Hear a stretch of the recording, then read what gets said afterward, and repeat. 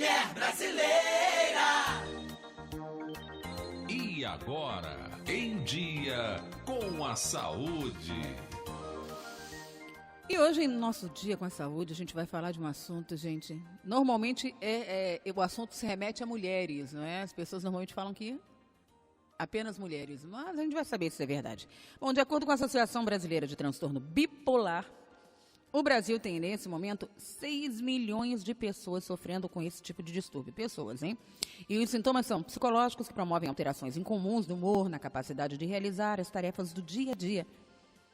E, apesar dos esforços da ciência, né, a causa ainda não foi realmente descoberta. Tem indícios, dispositivos de gatilho, enfim, a gente vai saber tudo isso e se realmente são mulheres que têm esse probleminha, conversando com a psicóloga e especialista em terapia cognitiva, Ellen Moraes Serra. Bom dia, bem-vinda ao programa Mulher Brasileira e muitíssimo obrigada por atender nosso convite. Bom dia.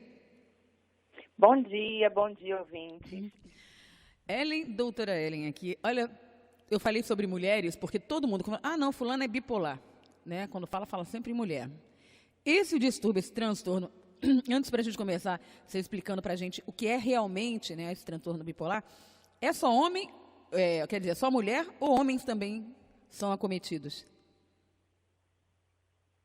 Desculpa, falhou aqui, eu não consegui entender a sua pergunta. Somente mulheres ou homens também são acometidos? Porque tem uma máxima aí que dizem que bipolar é mulher, né? E aí a gente fica na dúvida.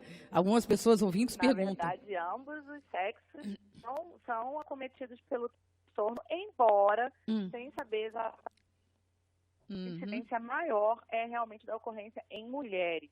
Mas não é exclusividade da mulher. Então aí já quebrou esse paradigma de que o negócio é com mulher, é homens e mulheres também, né? Então um homem muito mal-humorado pode ser um bipolar também, né? Que eles têm... Na verdade, não, porque aí a gente entra um pouquinho falando do o que é de fato o transtorno, né? O transtorno bipolar, ele não se caracteriza por um mau humor. O mau humor nada mais é do que o mau humor mesmo, assim como homens sofrem, mulheres também, né? Isso realmente é muito comum no nosso dia a dia, mas não tem a ver com transtorno. O transtorno, na verdade, ele vai variar, por isso que se chama bipolar, ele varia entre dois polos. Então, é entre a como é mais comumente conhecido. Então a pessoa pode estar... são altos e baixos constantes, né? No caso.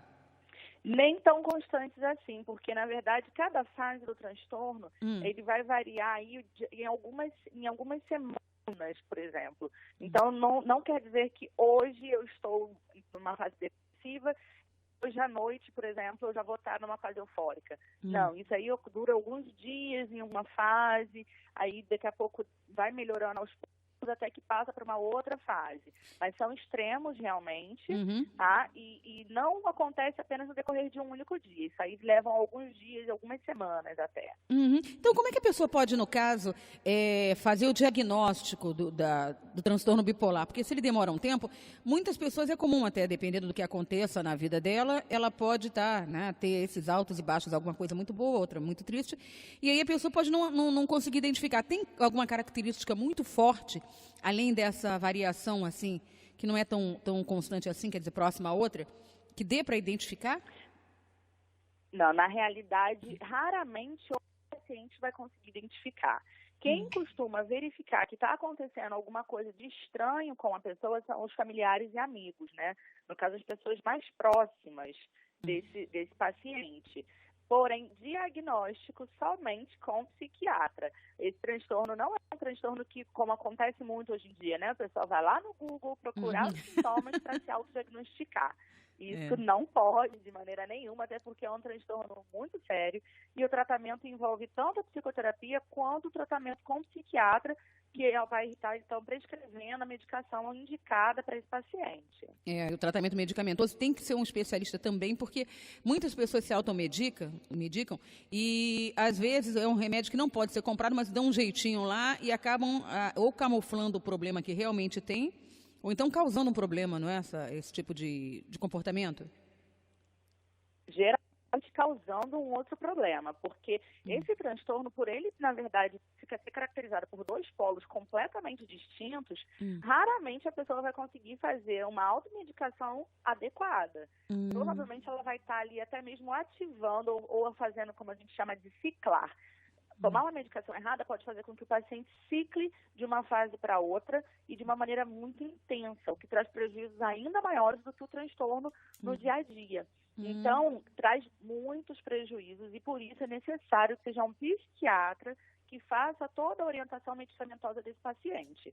É muito importante não haver esse autodiagnóstico, até porque até o próprio psiquiatra, para fechar o diagnóstico de transtorno bipolar, ele vai precisar estar acompanhando esse paciente durante um período. Não é algo que você vai hoje numa consulta psiquiátrica e que o médico já vai te dizer que ele vai precisar te acompanhar aí durante um certo período de tempo para então bater o martelo e falar, olha, é isso que você tem. Ah, sim. Agora, o tratamento, ele varia de pessoa para pessoa, ele é sempre extenso ou para a vida inteira uma pessoa que sofra de transtorno bipolar? É para a vida inteira, porque, infelizmente, a ciência ainda não conseguiu descobrir uma cura para o transtorno. Então, é um tratamento para a vida toda, tanto a nível de psicoterapia quanto a nível medicamentoso. Agora, o transtorno, ele tem dois tipos diferentes, pelo menos dois tipos diferentes. Então, o tratamento nunca vai ser igual de paciente para paciente. Às vezes, uma medicação que vai funcionar muito bem para um, não vai funcionar tão bem para outro paciente. Por isso, é de extrema importância que esse paciente esteja sempre sendo acompanhado pelo médico psiquiatra.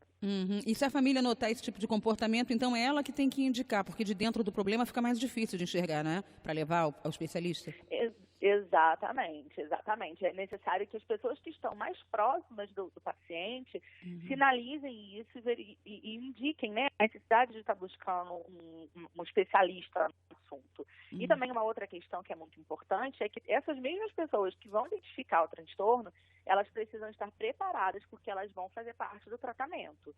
Porque justamente como varia, né, de uma fase ali para outra, as características também variam no transtorno, muitas vezes esse paciente vai negligenciar o tratamento, deixando de tomar medicação, ou então simplesmente negligenciar propositalmente.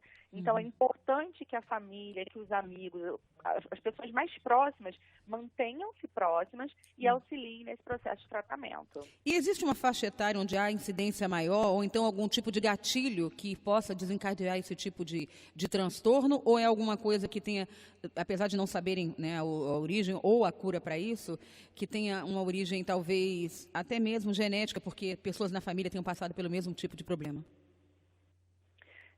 A gente tem, sim, nos estudos, a gente identifica que geralmente quem desenvolve o transtorno já tem alguém na família, já teve alguém na família que também desenvolveu. Então, a hereditariedade é um dos fatores de risco. E a questão de você ter a idade, né, a faixa etária ali, que a gente chama do jovem mesmo. Geralmente, dos 20, 25 a 30 anos é onde o transtorno se manifesta. E também existe aí uma característica de traumas mais severos dentro dessa faixa de idade que podem estar desencadeando, ou seja, sendo um estopim para a crise iniciar.